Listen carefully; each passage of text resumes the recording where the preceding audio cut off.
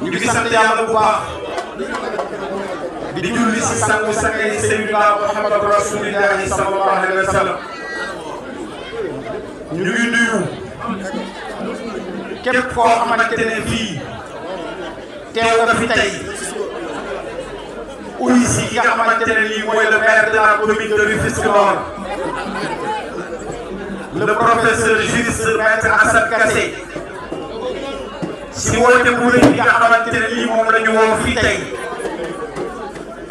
à l'extrême nord de la commune de Rufisque Nord pour l'inauguration bi nga xamante ne nii mooy poste de santé de Darou Rahman. ñu ngi ñaan képp koo xamante ne nii rocc nga fi yal na la yàlla defal yiw. délégation yi nga xamante ne nii ñoo fi teew dinañ ci ñëw dañu leen bëgg a présenter programme bi rek ñu daal di dugg ci mbir mi ndax mu ngi guddi. sans plus tarder dañuy démarrer ak ouverture et prière ñu jox sunu imam mu ñaan imam kër Serigne Touba imam Abdou Ka moom mi nga xamante ne nii l'ensemble des imams et oulémas yi nga xamante ne ñoo fi teew tey doyoon nañu ko pour ñu jox ko mu ubbi jotaay bi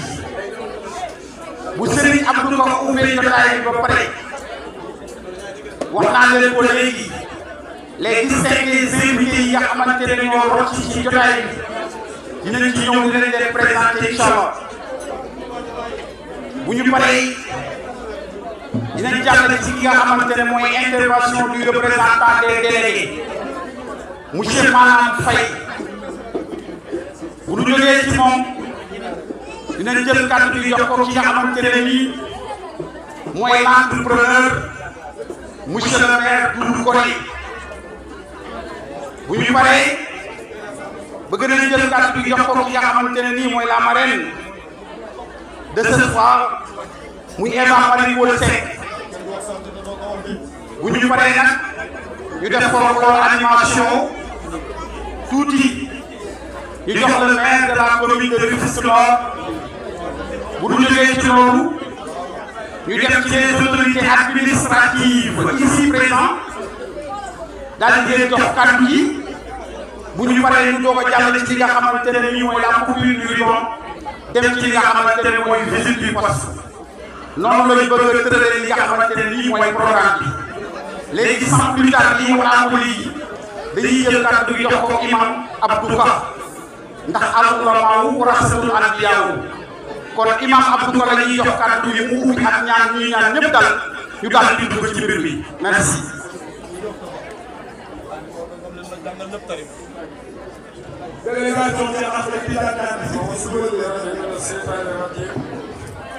بسم الله الرحمن الرحيم الحمد لله رب العالمين الرحمن الرحيم مالك يوم الدين إياك نعبد وإياك نستعين اهدنا الصراط المستقيم الصراط الذين أنعمت عليهم غير المغضوب عليهم ولا الضالين آمين. الله لا إله إلا هو حي القيوم لا تأخذه سنة ولا نوم له ما في السماوات وما في الأرض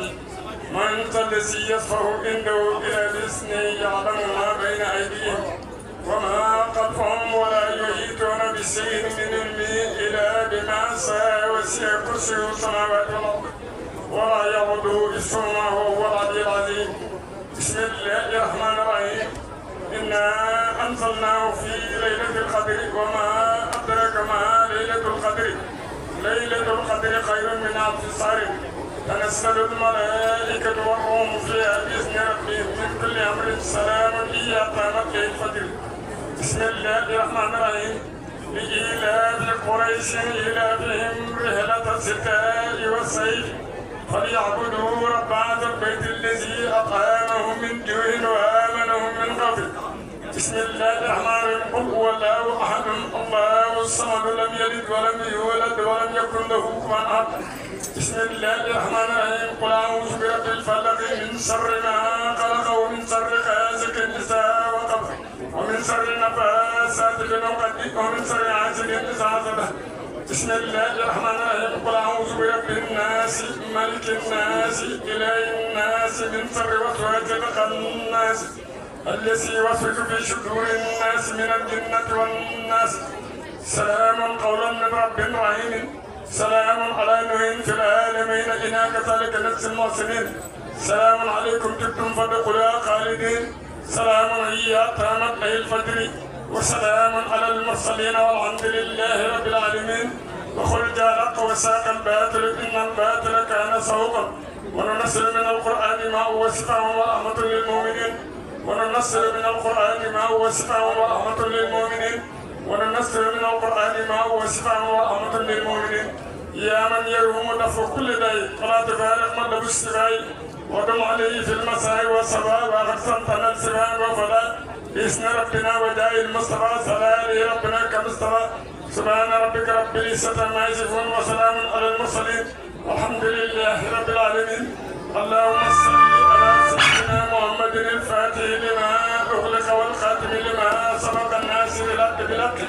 والهادي إلى صراطك المستقيم وعلى آله حق قدره ومقداره العظيم إن الله وملائكته يصلون على النبي يا أيها الذين آمنوا صلوا عليه وسلموا تسليما سبحان ربك رب العزة عما يصفون والسلام على المرسلين والحمد لله رب العالمين. Amin ya Rabbi jërëjëf imam Abdou Ka yàlla yàlla nangu ñaan léegi nag sans plus tarder Didier nous allons passer à l'exécution de l'hymne national du Sénégal ñu ñaan ñëpp jóg.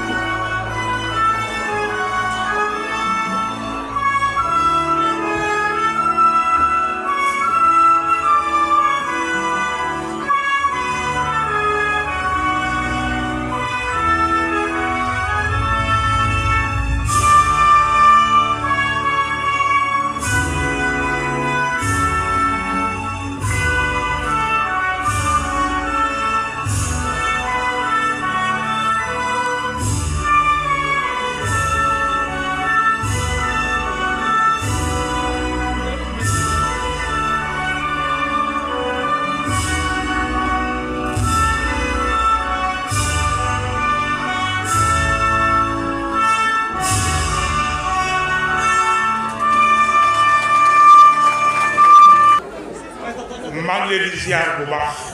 ku ci nekk rek maa ngi lay jox sa wàccuwaay tey jii nag da di bésu mbégte tey da di bésu mbégte ci ñoom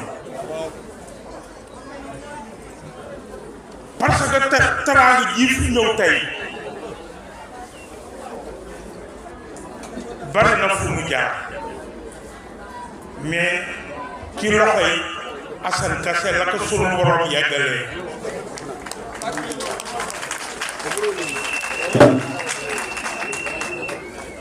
mu ñëw nag ci waxtoo dangaa tëdd ba guddi mag feebar fii avant ñu koy évacuer mu décédé ñaata yoon laa ko témoigné fii ci kër man damay teg sama loxo ne la maa fekkee day taw suba taw ngoon guddi jot mag feebar du ñu am fu ñu jaar fu ñu fëgg ñu ne ñu mënuñoo jóg heure bii avant bër set yàlla moom ko ñaata yoon la ca topp jigéen ñi man maa assisté délégué de quartier lu mu man ci jigéen ju matu mu taw suba taw ngoon guddi jot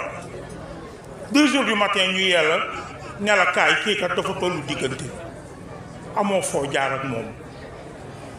am na ci xale boo xam ne sama loxo la dese waaw kon nag lii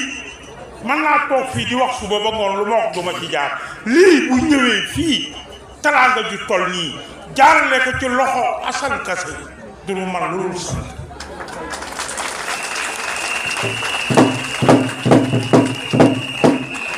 di ko ñaanal yàlla nag lu mu man ren bu déwénee yàlla man lu ko raw ci barki Seydina Muhammad tey jii nag pour gan ñi fi ñëw du maternité rek de tey jii du maternité rek du poste de santé rek la mu taxalool maternité la ñoo posé Assane posé première pierre ma ne du poste de santé kese de dama bëgg gan ñi dem bu ñu demee ñu yóbbaale loolu gan ñi bu ñu dem ñu yóbbaale loolu ma ne du poste de santé rek maternité baa ngi nële bu taxaloo ñoo posé première pierre te bu soobee yàlla yàgg mu yegg surtout ne nii virage bi école la Assane moo teg fondation bi ma ne boo tourné nii école la sama mag yi maag moom ñoo wane suuf si fekk xale yu am 7 ans di jaar fii ci passerelle bi di wàcc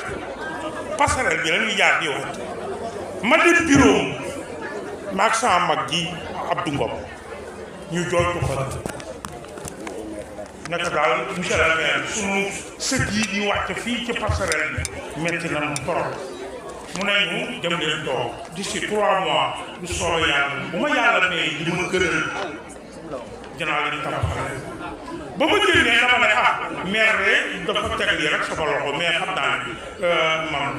3 mois avant muy mat woo nañu mag ak Ngom teg première pierre bi yëkkati école bi xale yaa fay jàng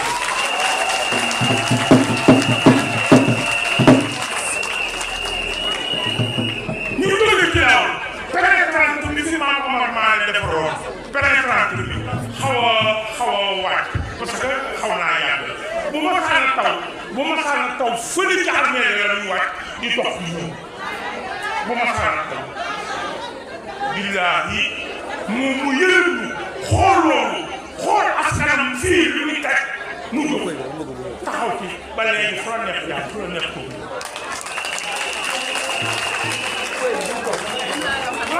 mooy ndox mi bari na ci ñoo xam ne ba ñu demee SD ñu defal leen devis mënuñu kaa fay bi projet bi duggee ku ci nekk maire Assane Kassé moo yëkkati 15 000 francs jox la ne la demal fay ku ci nekk rek dañu ko loolu ci man mii la jaar ku ci nekk boo ñëwee Assane dana la am 15 000 yi demal fay ndox mi dugg électrification fourniture école yi Assane mu ngi ci fourniture école yi ren daanaka benn parent d'élève fii ci bari jëluñu fourniture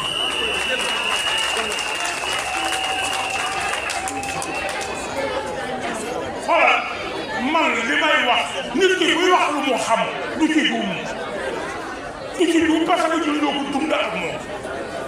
dama ne ñun ñoo ko dund ak moom ba pare nag li ma gën a neex ci moom heure boo fabee sa téléphone composé numéro heure bu ak bu mu mënti doon mu ne la délégué qu'est-ce qu'il y a bu ma duggee li ma ko mën a wax yëpp sax su ma yeboo ne manuma ko wax parce que kon tey jii si jógee kese ñu ngi lay ñaanal daal yàlla bàyyi yow moom lu mu dund rafet na parce que boobu tubaab lu mu dund rafet waaw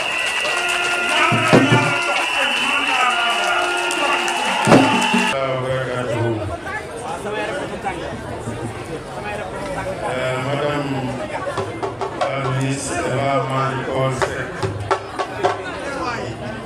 ñu ngi nuyu l'honorable député Seydou Diouf di nuyu le maire les maires Assane Kassé di nuyu Mame Omar Mané di nuyu sunu doyen le maire Camara di nuyu Ndiagne Diop ñu ngi nuyu le préfet du département ñu ngi nuyu aussi le sous-préfet di nuyu les délégués de quartier di nuyu imam yi fi nekk ñëpp di nuyu notable yi ak autorité yi fi ñëw yëpp di nuyu waa Daaru Rahman jigéen góor mag ak ndaw mënuñoo fàtte aussi sunu doom ji di doog a ñëw muy Maxet Diop ñu ngi koy nuyu di ko ñaanal yàlla tey nag kàddu yi dañuy sant yàlla rek ndax yàlla bu fekkee nii dafa am lu mu la jox ñëpp nekk ci ba mu sotti te ñuy ay jullit li ñu war a wax mooy alhamdulilahi rabbil alamin donc tey dañuy sant yàlla rek di gërëm nag bu baax maam Omar Mali ndax damay ñëw tuuti rek ci historique poste de santé bi yàlla dogal na bi nga xamee ni am nañ projet bi j'ai fait 12 ans au niveau de la commune de Rufisque Nord mosu ñu lancé projet ba ñu soumissionné en tout cas sunu entreprise mais bi nga xamee ni am na mu woo ñu waxtaan ci poste de santé bi mu ne ma xam naa ni dañuy lancé marché bi mosoo soumissionné mais bu ma sañoon cette fois-ci nga def ko ndax bu yàlla dogalee nga gagné ko dina ma neex lool nga liggéey poste de santé bi légalement ñu def ko aussi yàlla dogal ñu gagné ko mu jàpp si bu baax aussi ba ni ñu fi jógee bi mu fi jógee aussi yàlla dogal le maire Assane Seck ñëw Assane Kassé ñëw di sunu rakk di sunu xale di xale bu baax te teey parce que bu teeyul woon mënoon naa demee neneen waaye mu ñëw ànd ak dal tey ñu waxtaan mu accompagne ñu si mu doon projet bu metti nag li tax mu metti mooy njëlbeenu liggéey bi terrain bi problème bu nekk daj nañ ko si ndax terrain football la woon xale yi daan ci fooye ba loolu décanté la ñu bëggoon def si projet bi entour si surface bi fi nekk parce que au départ le projet initial moo doon benn rez-de-chaussée donc il fallait faire un R+1 pour commodité yëpp ñu mën ko am si projet bi donc on a changé les plans on a tout refait ba yàlla defal ñu lii mu ñu defal tey peinture bii ñu def nii mooy ñetteelu peinture bu ñu peinture poste de santé ñi fi nekkoon xam na li fi xew li fi ñàkk si matériel si ay bool mënuñu leen wax naka la toll waaye li ma bañoon mooy ñu jox ko entrepreneur beneen lu jëm si Daaru Rahman mu ñëw fawee ñu liggéey lekk xaalis bi dem j'ai dit que loolu du fi am on va prendre le temps qu'il faut mais on va faire un projet un bâtiment de qualité loolu la ñu yàlla defal loolu nag dañ siy sant waa Daaru Rahman yëpp sans oublier nag samay collaborateurs yi nga xam ni ñoo ma doon jàppale si liggéey bi ba mu egsi fii mu egsi du ñu fàtte aussi ki nga xam ni mooy sëñ Fall nekkoon gardien fii lépp luy ndox ak gardiennage bi moo ko doon assuré mi ngi fii jàppale ci su bu baax nag ñu ngi koy sant di ko gërëm ñi ngi gërëm suñu xarit yi fi ne ñëpp di gërëm suñuy mag suñuy rak di gërëm suñuy xarit yu góor ak yu jigéen di ñaan yàlla Daaru Rahman yàlla def fi jàmm lii nag lenn lu ñuy tëjee mooy ku defar fu ñuy fejoo fu ne da ngay ñaan yàlla ku fa ñëw yàlla faj sa aajo ñi ngi ñaan yàlla képp ku fi indi tawat yàlla na la yàlla defal sifa ba boo génnee nga fàtte ni sax tawat nekkoon na si yow yomb na yàlla yàlla ñu ko yàlla defal ñu ngi nuyu ñëpp di sant ñëpp asalaamaaleykum wa rahmatullah tàccuwaat leen ko bu baax a baax a baax a baax a baax. bismillahi rahmaani rahim. mbooloo maa ngi leen di nuyu ñëpp nag ci seen tur seen sant di beral loxo nag suñu doom ji monsieur le maire le ministre Ndao waaye fàttewuma autorité yi fi toog du ma leen liim nag waaye dinaa wax ne am nañu autorité administrative am autorité religieuse am ay autorité coutumière système de santé bi yëpp a ngi fi infirmier yeeg docteur yaag ñëpp waaye dinaa itam beral loxo sama xarit yi bàjjenu gox yi nga xam ni dañoo yàgg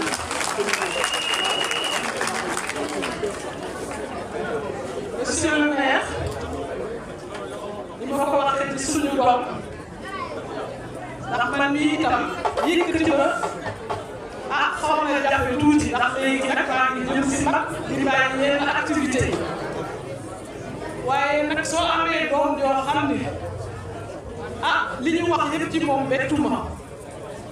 te maa ngi retenir itam ne nit soo baaxee laaj ko ñi nga xam ne ñoo bokk commune ñoo bokk gox ñoo bokk fi ñu dëkk comme ça kenn du yokk kenn du wàññi waaye monsieur le délégué de quartier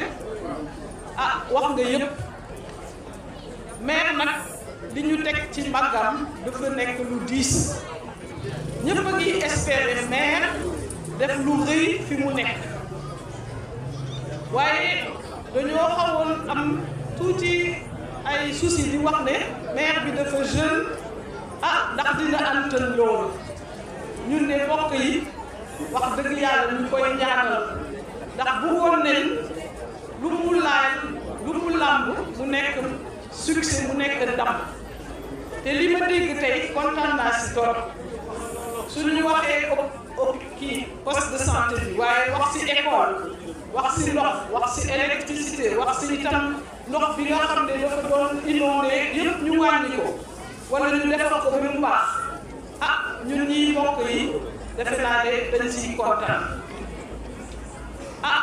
xalaat naa ne am nañu bari ñoo xam ne dañoo mënoo nekk magal fii kon maa ngi gërëm ki nga xam ne dafa jaar ci loxo ndax mënoon nañ ne ñii moom jaaroon nañ fii passé na ak yu mel noonu ndax Awa Marie Coll Seck nekkul benn nit ci Sénégal am na ñu bari ñu mel ni Awa Marie Coll Seck kon monsieur le maire maa ngi gërëm bu baax a baax dina ñaanal yàlla nag ndax li ñu teg ci sa mbagg yi dafa nekk lu diis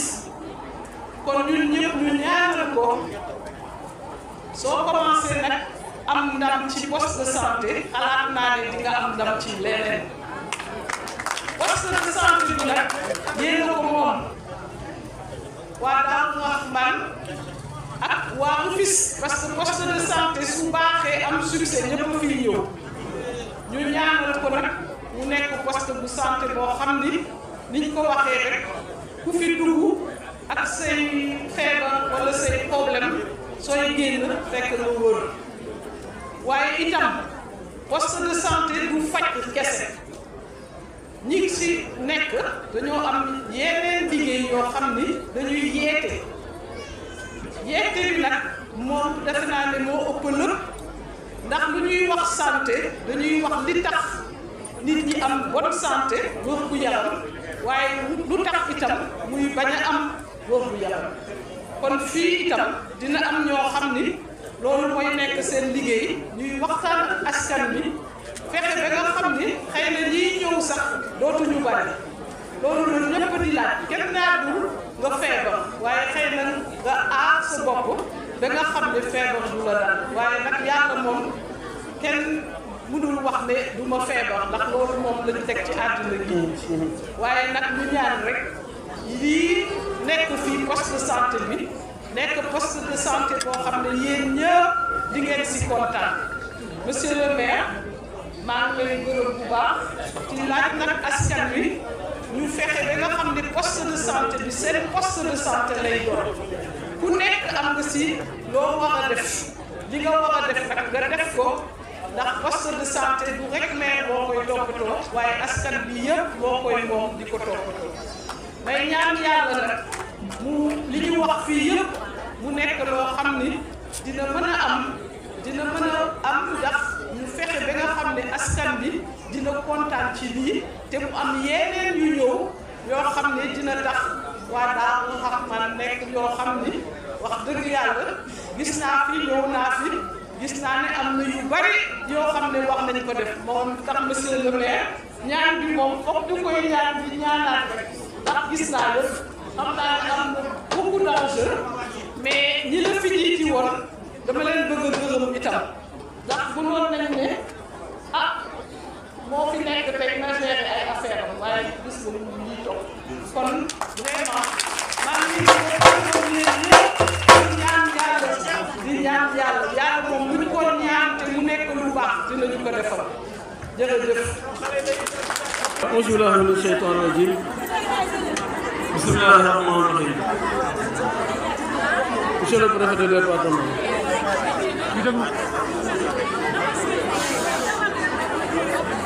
Madame la ministre, Madame Awa Marie Coll Seck, ce qu'elle fait à ce qu'on lui appelle pas Eva. Awa Marie Coll Seck, Madame de la cérémonie, honorable député Khady Sarr, président de la commission santé de l'Assemblée nationale, honorable député Seydou Diouf, mesdames, messieurs les maires, monsieur Omar Mané, mon prédécesseur, ñu koy nuyu bu baax a baax,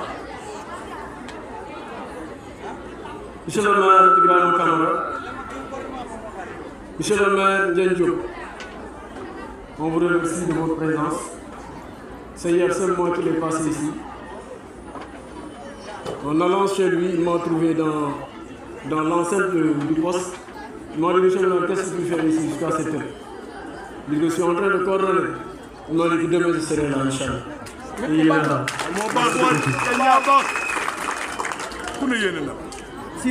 Mesdames et messieurs, chers partenaires, chers conseillers municipaux de la commune de Roussillon, le bureau municipal, celui de la présence de la première adjointe Marie-Ange Bodian, l'adjointe au maire Assoudian, les conseillers municipaux, les présidents de commission, présidents de commission, du FUNEKIEP, Binto Boy, Ablaye du Camara qui vient de partir, et tous les autres présidents de commission mondiale et tout le monde, vous avez mes salutations. Chef délégué de quartier. Tout à l'heure, je faisais un exercice de reconnaissance, soi-disant. J'ai pris juste les délégués de quartier qui polarisent, que le poste de santé polarise.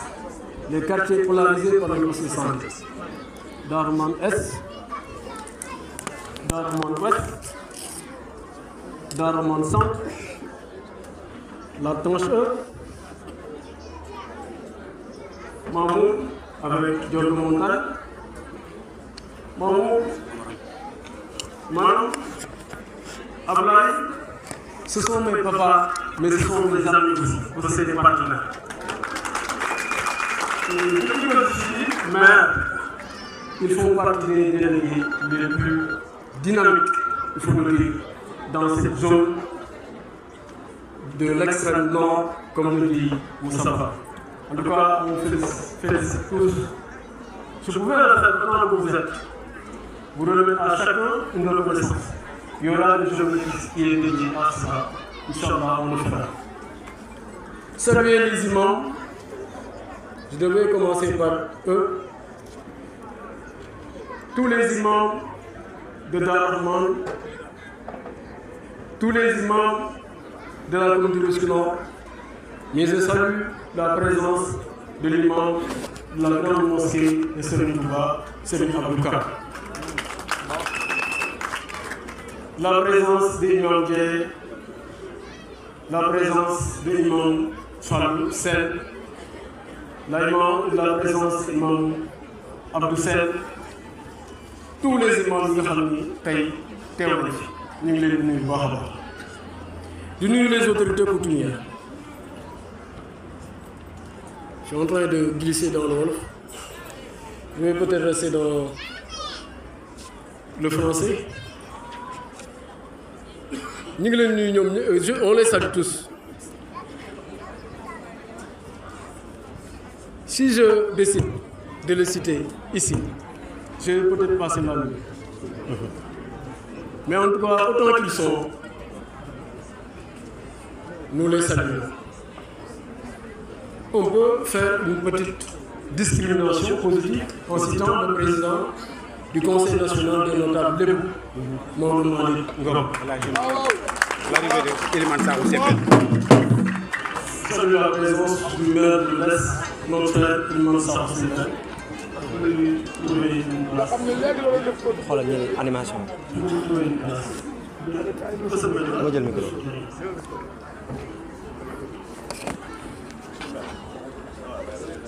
Donc, nous les saluons tous. C'est avec un sentiment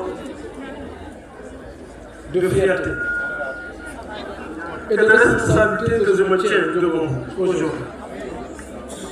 pour procéder à l'inauguration du poste de santé de la Rahma. Cette infrastructure que nous célébrons ensemble est le fruit d'un engagement collectif et d'une vision continue au service de nos populations. Les travaux ont été lancés en 2021 sous le magistère du maire sortant, chez Mamadou Mané, qui a posé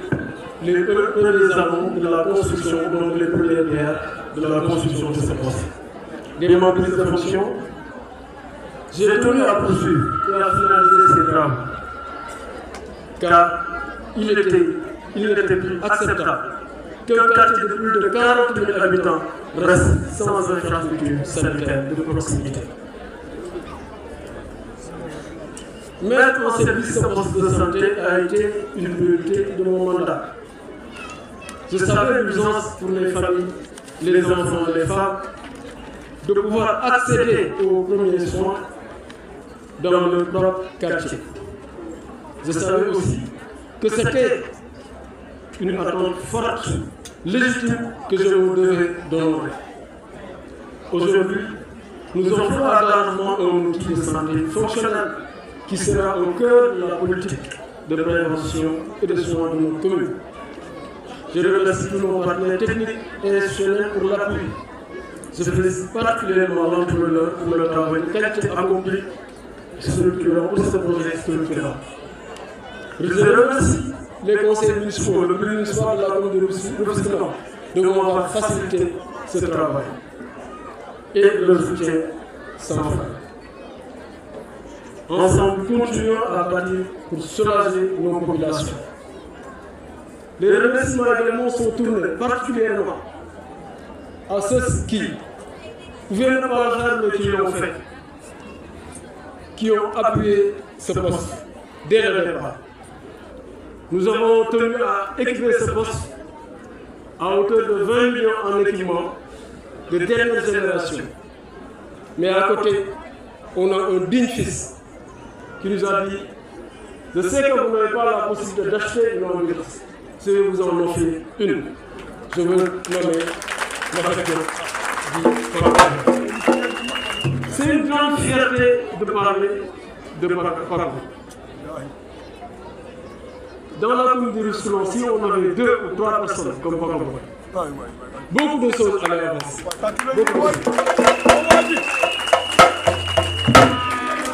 Par ces temps qui courent, le mécénat n'est plus de cours, j'allais dire, n'est plus d'actualité. Les gens qui donnent sans rien attendre, on en cherche,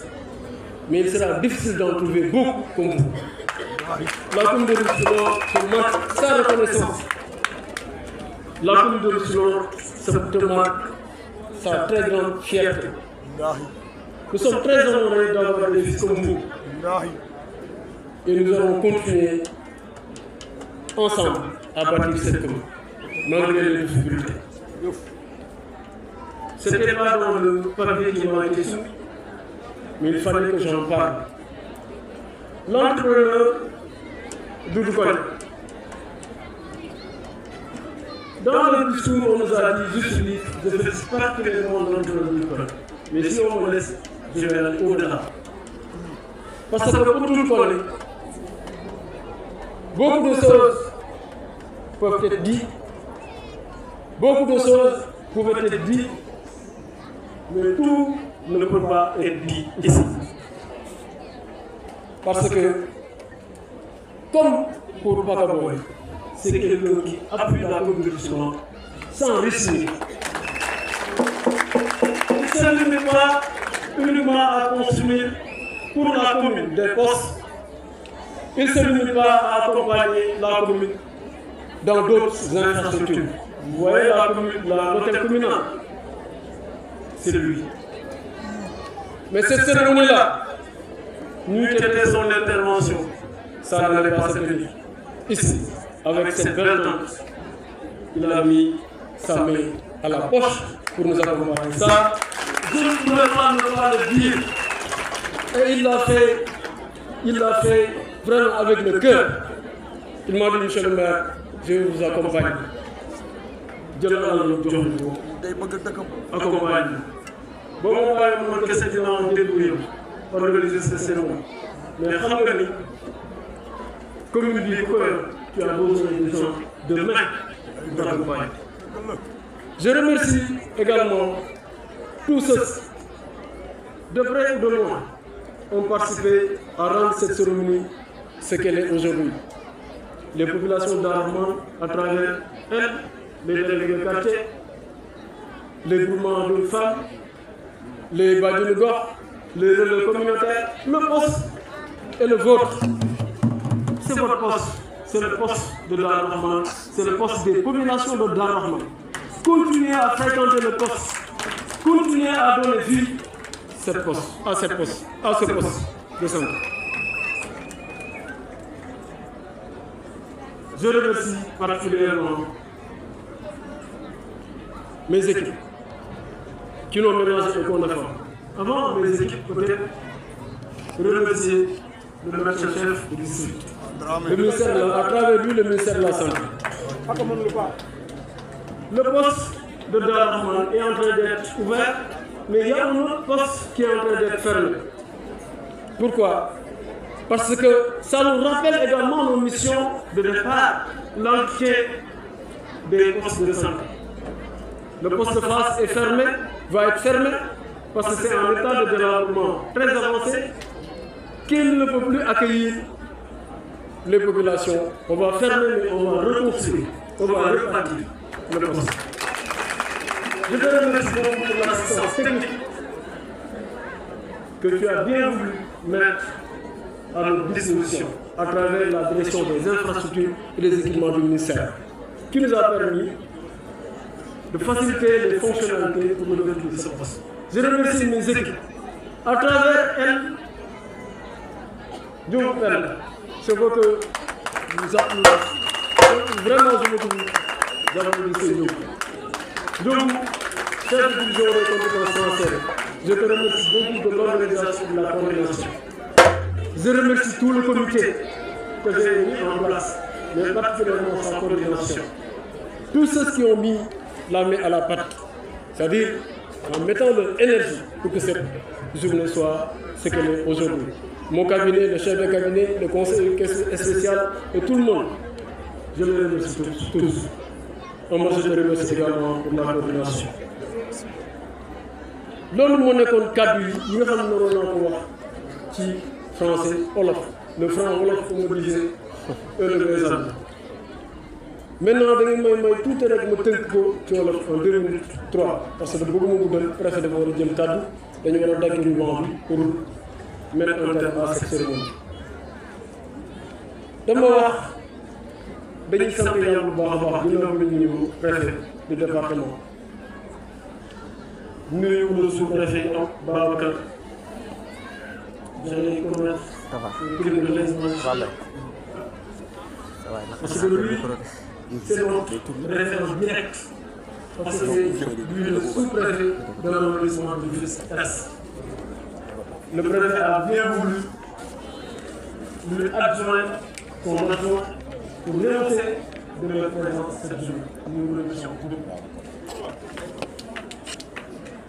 Di nuyu suñu yaay wax na ko léegi j'ai tenu à ce que mu nekk marraine. C'est pas parce que sama yaay la, c'est pas parce que jëloon na fi ndombo tànk yu bari c'est pas parce que kilifa la mais bi mu gis mu def ci santé yëpp donc bëggoon moom mu ñëw gis ni doomam ko def. Vous voulez qu'elle vienne voir ce que son fils a fait ou a essayé de faire dans cette commune. Lui, poste de santé, le roi, il a fait maternité. Bu ñu ñëwee fii équipe bu jigéen ñi médecin chef de l'ordre bi bâtiment bi c'est un bâtiment imposant mooy ko xër moo tax on aurait pu faire plus que ça si on en avait les moyens parce que li ma bëgg mooy comme directement am un centre de santé secondaire ce poste cumulé à ce bâtiment qui est derrière. bu ñu ko boolee bâtiment bi ci derrière bi ci ginnaaw mën nañu permettre ñu am un centre de santé secondaire loolu nag dañ koy def pour doléance teg ko ci loxo préfet mu tegal ko ci loxo ministère de la santé. Comme directement est la commune la plus peuplée, la plus grande,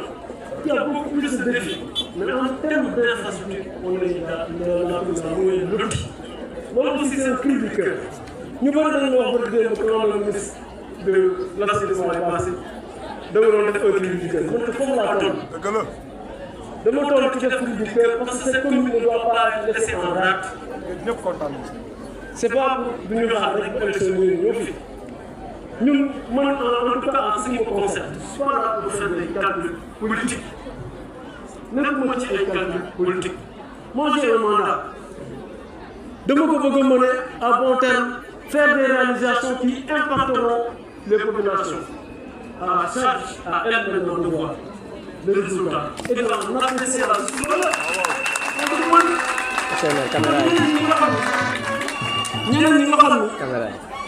ñeneen ñi nga xam ni dama ànd ak ñoom di liggéey dama leen bëgg rassurer rek travailler ensemble la main dans la main. Le conseil municipal, le bureau municipal continuons à travailler pour les populations. Continuons à accompagner les populations à terme. Ku nekk mën na jaar fa la def. Je le dis à chaque fois ñun Yewwi Askan Wi la ñëwee woon fii. Attention, c'est pas parce qu'on est là, c'est pas parce qu'on est leneen indéniablement population bi ñuy liggéey loolu lañu gis. caméra yi njariñ kese lañ koy kese. ñun ñoo ko ànd conseil municipal commune de Rufisque Nord lii ñoo ko àggale les caméras moom leen baal moom mooy wax di tourné parce que aussi damay bëgg aussi ñooy wax di jàkkaarloo ñoom lii ñoo ko àndoon nañ continuer 18 mois moo des si mandat mais nañ jàppante rek ba mandat bi jeex incha allah bu mandat bi jeexee ku nekk mën nga gàddu sa saak dem wuti ku yàlla may nga xam ne moom la yàlla may. En tout cas je vous rassure ici je ne suis pas nekkuma ci ay maire yoo xam ni dañuy toog di ñu leen di xoxatal wala ñu leen def damay toog être droit dans les votes continuer di leen liggéeyal ba ngeen gis leneen loo xam ni peut-être moo mënoon def li nga xam ni moom laa leen def ko jox ko accompagner comme le maire moo waroon naa ni il a fait avec moi c'est comme ça. dala seen xel ni leen Assane mag jam nekkoon rakk jam nekkoon moom la nekk ba léegi. yàlla rek a fi nekk. Quand il s'agit de travail j'attends pas. que son promotionnaire la Abdoulaye il sait comment je travaille. Son promotionnaire mais son collaborateur dans mon cabinet. Il sait comment je travaille. Moi j'attends pas. Quand il y a des choses à faire il faut le faire. dañu may fekk fii may ranger sax ay lii ñoo ma may def fii. Parce que le travail de maire c'est pas de rester au bureau. Mais xam nga boo nekkee un commandant il faut montrer la voie. loolu nag laay wax aussi pour daaneel si sama njaboot samay problème bopp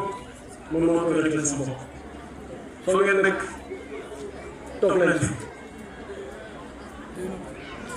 pas de problème moi je vais en face moi je parle jamais derrière les gens je parle jamais derrière les gens quand tous les moyens de communication sont fermés je vais droit au but je dis ce que je pense c'est ça lu ma mën a jël quand les voies de communication sont fermées kon damay dem wax lu moom jël mais teg ko ci teggin ku ma xam-xam ni ñu bëri sax dañ doon dama ñor moom ëpp loolu nag ci laa loolu continuer mais nag commune bi ñu teg jaral na lu ne tey jii bu guerre amoon ñu ne dañuy engagé la commune de Rufisque Nord je serai le premier à m'engager donc loolu laa bëggoon wax def une petite digression rek remercier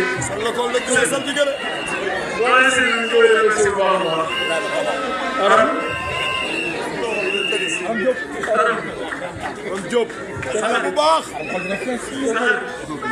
solo maire Seydou foog mu ñëw parce que fu tax Seydou war a ñëw parce que Seydou bu leen fàtte ni poste bi ñu ngi ko tabaxee ci budget d'investissement de l'État du Sénégal budget consolidé BCI yàlla dafa dogal moom moo ko défendre aussi Assemblée nationale moo tax moom teewal ci dafa bañ dara ñor Aram taay sama ñoom ci quoi non mais il faut que Seydou ñëw kon que Seydou sama grand frère la communication est là monsieur le maire Ibrahima Kamara loolu moo nekkoon kàddu Ousmane Doucouré madame Faye Ousmane jógal la sama jógal ah madame Faye jógal mu xool la kii jëkkëram moo nekk sama li ñu koy waxee sax moom plus grand gros couillère sama bay kii moom jëkkëram moom si jërëjëf moom kese laa xam client boo xam ne bu ma ko liggéeyee la la mu fay jërëjëf maa ngi wax naan tey elle parce que moom aussi acteur politique actrice politique toog bëgg nekk maire aussi quelque part yàlla nga doon maire ku am njariñ daal la nu bëgg maire bu am njariñ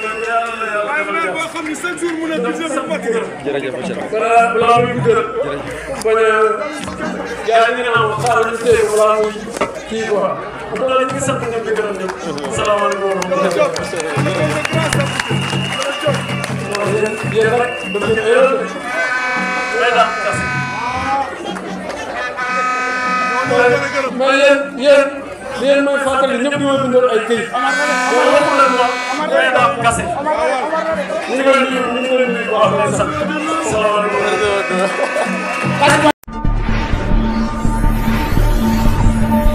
Voilà, rendre grâce à Allah qui nous a permis de vivre cette journée, cette belle journée d'inauguration du poste centre de Rahman, qui a rassemblé pratiquement toutes les autorités de Rufisque, les anciens maires, le préfet de département, les anciens députés, les actuels députés, tous étaient là, les conseils municipaux, le bureau municipal, la marraine de la journée, et Madame Awa Coll Seck, notre maman. En tout cas, c'est une très grande fierté pour nous, à la fois un honneur, un privilège pour moi en tant que maire de la commune de Rufisque Nord, d'inaugurer ce joyau, cette structure qui va quand même changer la vie des populations de Dar Rahman et environ. C'est une inauguration de plus, mais qui s'ajoute sur une longue liste d'inauguration. Mais celle-ci est pour moi la meilleure compte tenu du panel, le parterre de gens qu'on a eu à regrouper ici, d'autorités. En tout cas, nous le remercions tous. C'était une demande sociale? Plus qu'une demande sociale. Parce qu'en réalité, la commune de Rufisque Nord polarise plus de 150 000 habitants. Et pour 150 000 habitants, on n'a que 5 postes de santé. Dar Rahman, à elle seule, les quartiers de Dar Rahman à eux seuls font plus de 40 000 habitants. Il n'y avait pas de poste de santé, il n'y avait pas d'école, il n'y avait pas de route, il n'y avait rien. C'était pour nous un sacerdoce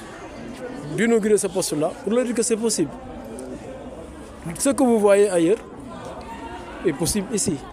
C'est pourquoi quand vous venez, vous faites toute la commune, c'est au fond que vous retrouverez ce poste. Cela montre en réalité une vision. Désengorger la commune, mais également permettre aux autres populations qui sont de l'autre côté de pouvoir accéder aux soins de qualité dans d'autres structures. Le poste de santé d'Arman va soulager le poste de santé de Chérif, va soulager même l'hôpital Youssou Mbargane, mais également les autres postes qui sont aux alentours et qui étaient vraiment bouqués à cause de la forte fréquentation des populations d'Arman. Vous avez aussi parlé de poste de santé en état de dégradation de phase. Que comptez-vous faire? Rebâtir, comme je l'ai dit. Quand l'autre avait vu son royaume détruit, quand on lui a posé la question qu'est-ce qu'il faut faire maintenant, il a dit rebâtir. Un poste de santé est inauguré aujourd'hui, un autre est en état de délabrement. On va démolir et reconstruire. C'est ça le projet. J'ai dit ça aux populations de face, qu'il n'y a rien à faire. Dès lors que la dalle est en train de s'affaisser, le bâtiment menace ruine, il faut démolir et reconstruire. Et ça, on attend également l'aide de l'État, l'accompagnement de l'État, pour que rapidement qu'on ait un projet de reconstruction de ce poste-là. À quel coût le poste de santé a été construit? De ce poste de santé, je pense que c'est plus de 80 millions. Et c'est dans le cadre 92 millions. C'est dans le cadre du budget consolidé d'investissement de l'État du Sénégal. Ça fait partie des aides que l'État donne à certaines communes pour les accompagner en investissement. Et on espère en recevoir encore et encore. Parce que la commune de Roussillon également, vous le savez, n'a pas beaucoup de ressources. C'est le maire qui a initié, qui me donne d'ailleurs le chiffre. Parce que quand je suis venu, que les travaux étaient vraiment avancés, il fallait terminer. Et rapidement, on a terminé et mis en service.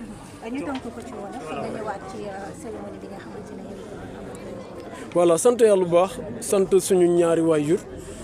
sant population commune de Rufisque Nord yi nga xam ne ñoo ñu jox opportunité bi ñu mën leen liggéeyal di sant également ñi nga xam ni ñoom ñoo bàyyi seen jot yëpp ñëw fii ànd ak ñun tey dañu am mbégte trop pour ñëw ci bis bi. Inauguré poste de santé comme niñ ko waxee rek ku ubbi poste de santé bëgg nga nit ñi wér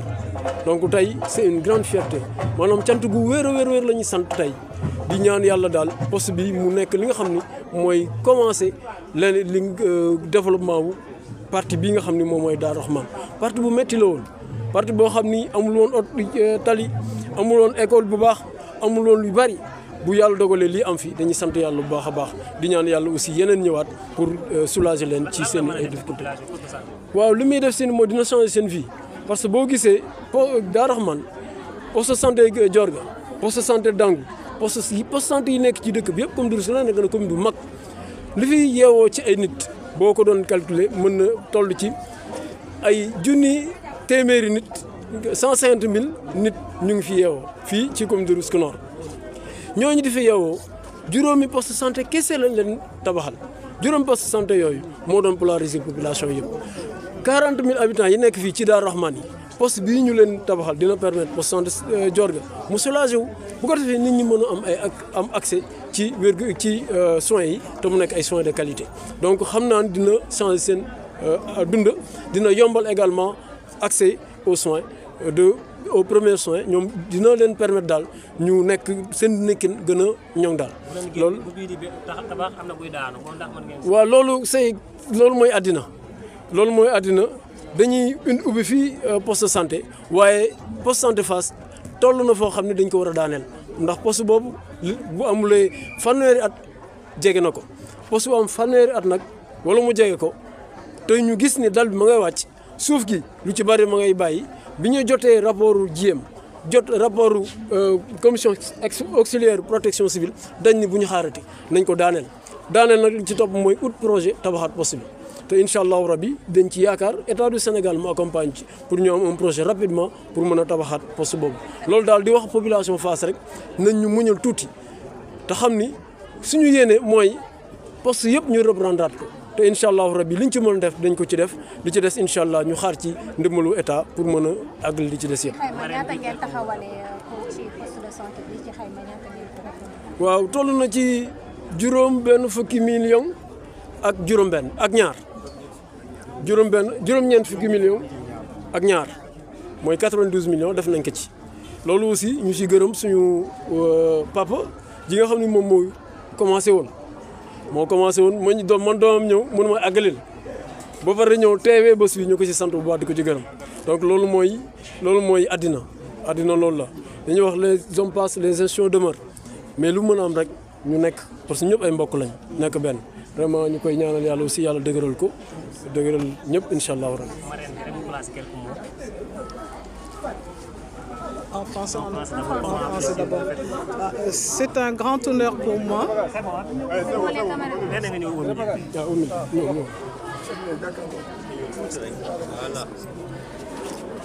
C'est un grand honneur pour moi d'être aujourd'hui ici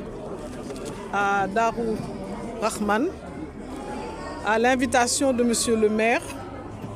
qui m'a fait l'honneur de me nommer marraine de cet événement. En tant qu'ancienne ministre de la Santé, je ne peux qu'être heureuse de pouvoir assister à l'éclosion